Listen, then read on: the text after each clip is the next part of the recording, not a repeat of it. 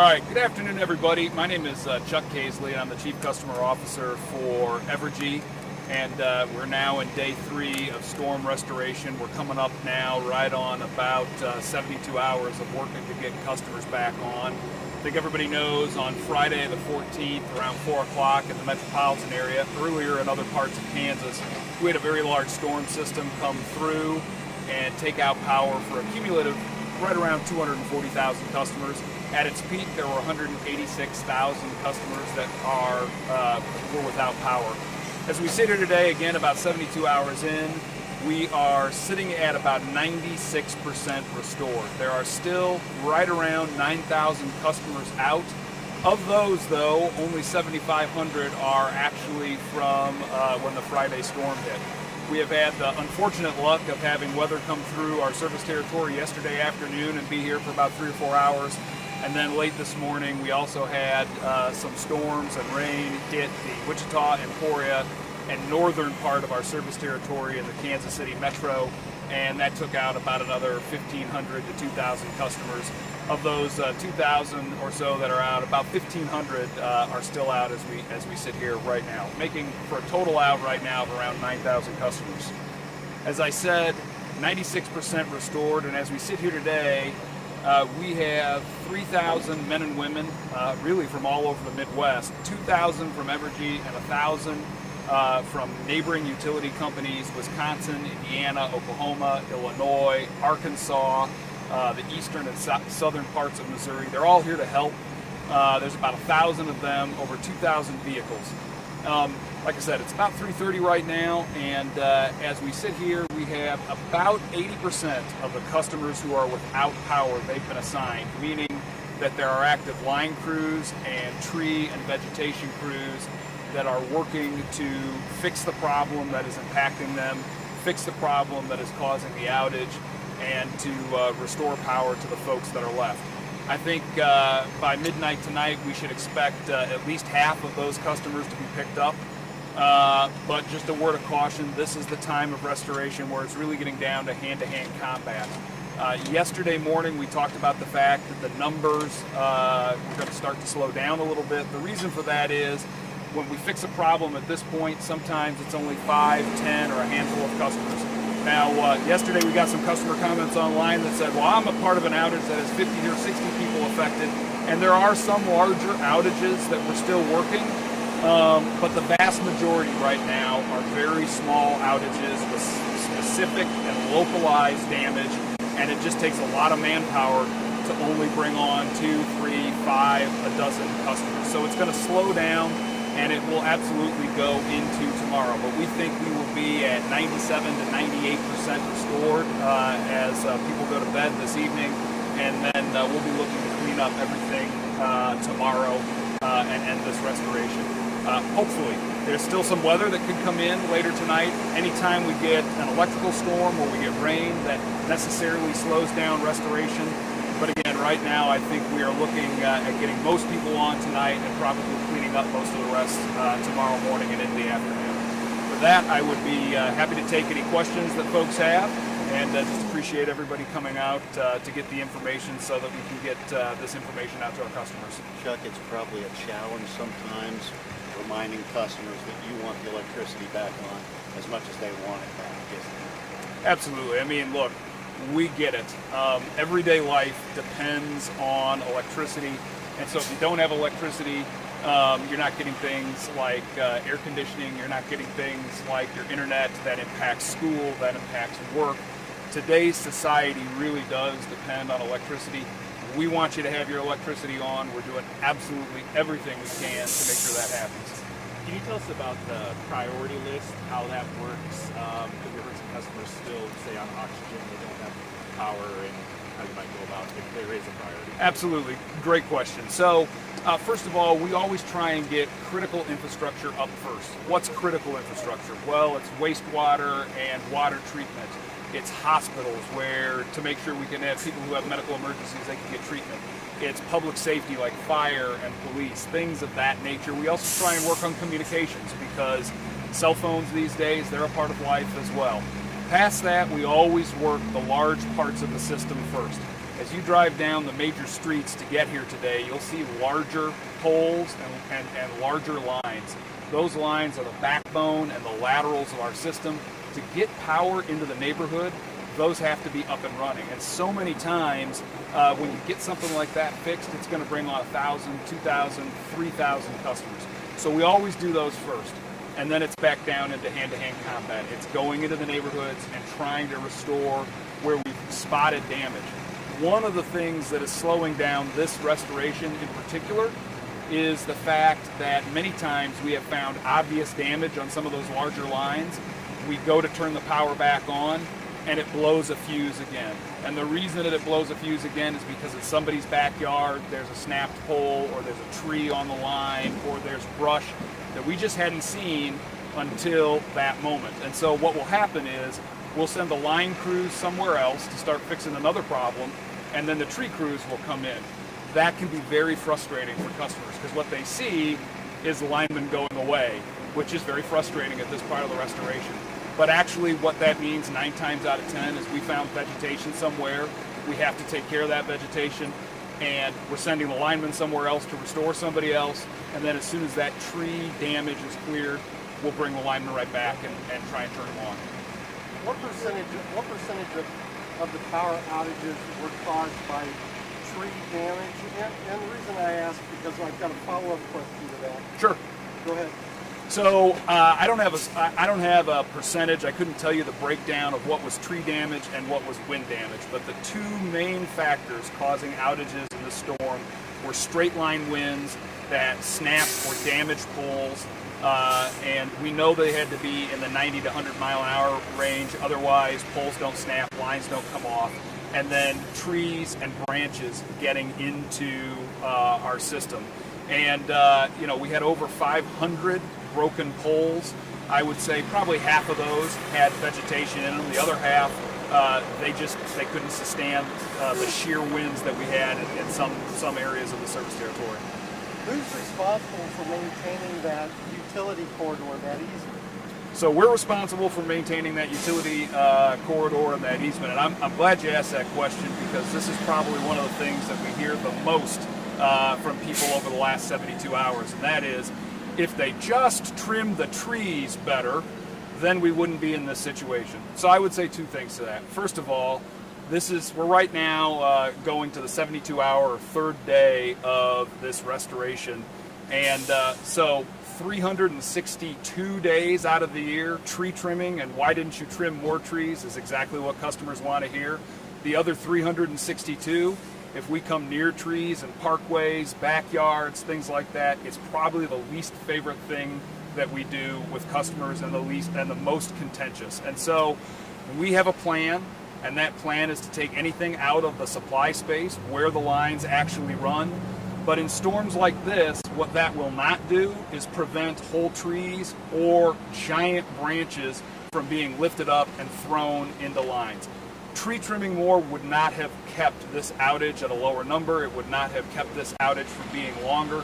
We had snapped poles that didn't have any trees in them, and we had a ton of damage from entire trees rooted up and gone into those lines. And so we maintain, tree trimming is one of the things, one of our biggest budget items. We do it almost 365 days a year, except for when it's really, really cold or the weather won't let us do it. We, of course, after a storm like this, will look at our tree trimming practices to see if there's things that we can do better. We also use predictive analytics to take a look at where things might be growing faster and trim a little more aggressively there. But tree trimming is not what caused this outage. For the first time in 5 years, we've had nearly 250,000 people from an every 5 to 10 year storm. Chuck, are you worried about the storms possibly tonight setting some of this back, like with more outages? Yeah, absolutely. So we got some more outages today. We got a few more outages in the middle of the afternoon on Sunday. One of the biggest things that the storms cause is whether or not they cause more damage, they definitely slow us down. When there is lightning that is in the area, then you're not going to want linemen climbing up into a pole or a tree or getting in a bucket truck. It creates an extremely dangerous situation. And so, for example, on Sunday, we had the storms that were in the metropolitan area. for about 4 hours. Now, some folks are saying, well, it was just rain, can't you work through that? And the answer is yes, but if there's lightning within 10 miles, then we're not sending men and women up into bucket trucks and trees to work on the lines.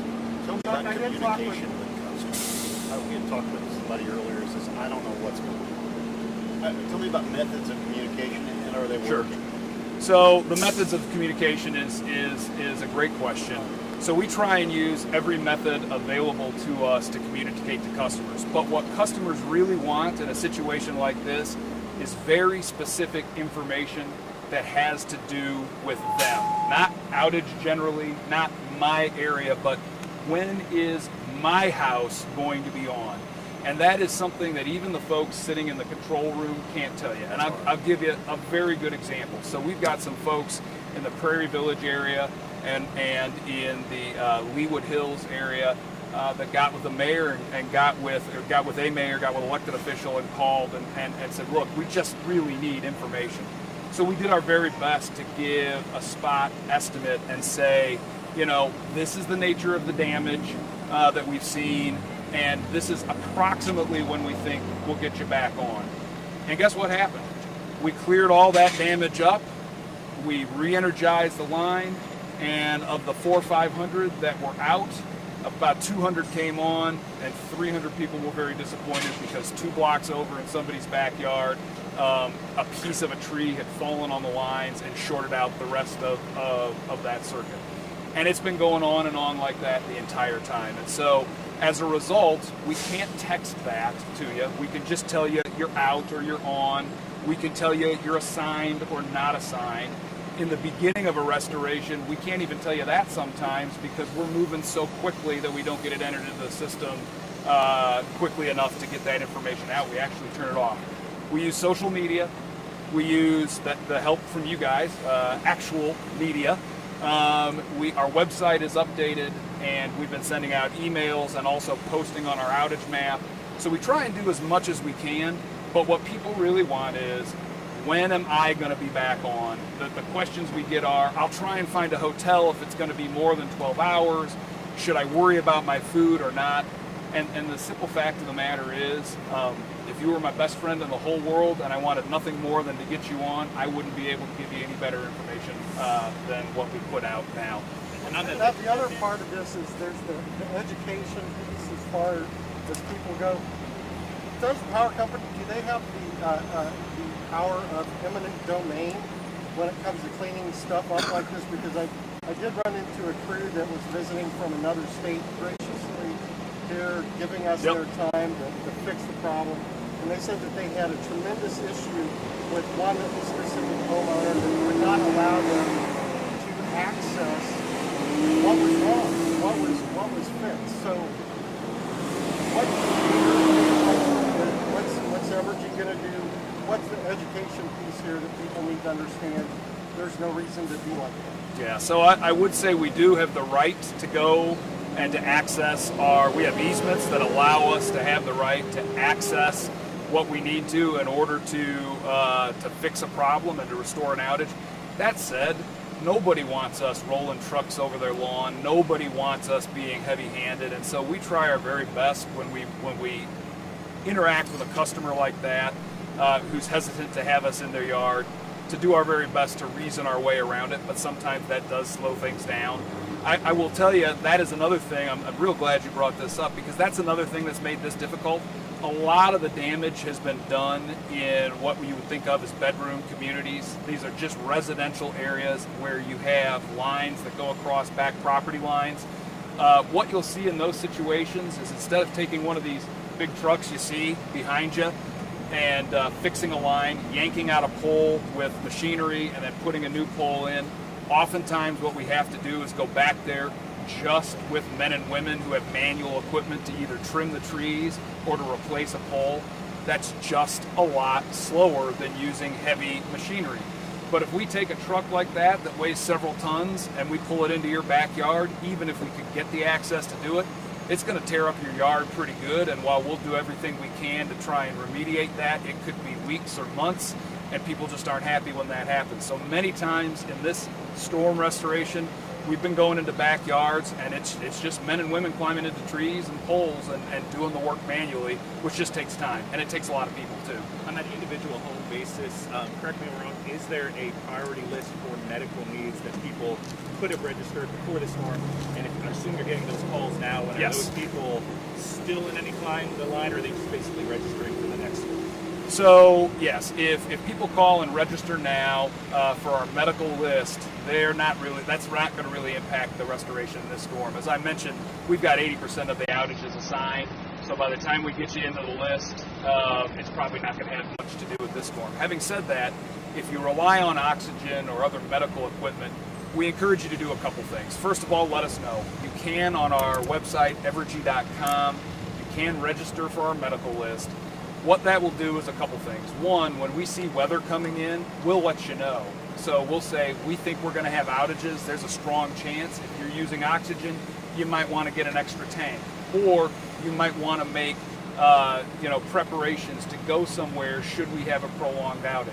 The second thing we do is we do note that in our file, and to the extent we can prioritize those customers, we do.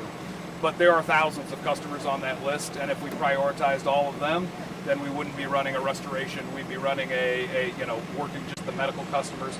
And again, most of the time, you've got to get the lines on the main roads done first with tons of outages associated with them, just to get back into the neighborhoods and things like that. So the medical list is helpful. It's not a solve-all. What it will do is get you a little bit more proactive and specific communication before, during, and after a storm. Now, it's probably going to be subject. Let me get him over here real quick. People want to know when the last outage might be turned back on. What's the deal? It sounds like it's tomorrow. Yeah, we think we're going to get everybody who can receive service. We think we're going to get them on tomorrow. Like I said, about 80% of the outages right now are assigned. So roughly 7,500 out of the 9,000 are assigned. We think the work on many of those is going to continue through the night and into the morning, but probably about half of them, maybe a little bit more if we get lucky and don't get more weather, will get redone this evening. And then we'll clean up everything else tomorrow. Now, there are people who have damaged their house, damage to where electricity comes and connects to the home, or might be very special circumstances where we just have a ton of damage. But for the most part, we expect that tomorrow, barring additional storms or something we can't foresee now, this restoration will be, for the most part, completed. It's probably 7 to 10 days, I would bet, before you guys are ready to do a debrief amongst yourselves. But is there going to be a commitment from Evergy to be transparent about that debrief with the public, the good, the bad, the ugly, the wins, the losses, and the takeaways for next time?